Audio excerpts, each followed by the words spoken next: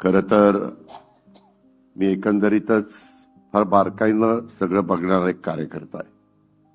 अनेकदा मी कुठल्या उद्घाटनाला गेलो किंवा कुठल्या कार्यक्रमाला गेलो तर पीडब्ल्यूडीचे आता अधिकारी जरा काळजीतच पडतात की आता काय हा चूक काढतोय.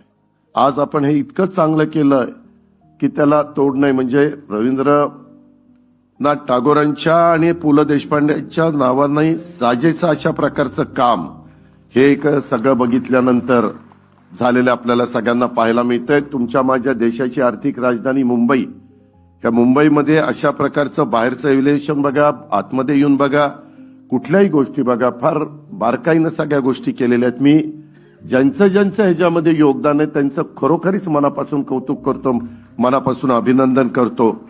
आणि हे सातत्य पुढेही टिकलं पाहिजे. अशाच चांगल्या चांगल्या इमारती आपल्या महाराष्ट्राच्या नावाला साजेशा अशा उभ्या करण्याच्या करता सगळ्यांनीच प्रयत्नशील त्या ठिकाणी राहिलं पाहिजे, अशा प्रकारची अपेक्षा देखील मी या निमित्तानं व्यक्त करतो.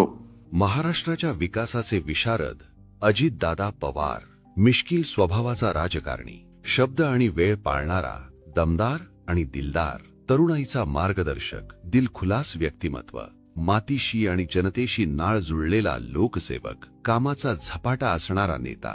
महाराष्ट्राच्या राजकारणातील दादा माणूस हरपला. सर्वार्थाने दादा माणसाला भावपूर्ण श्रद्धांजली.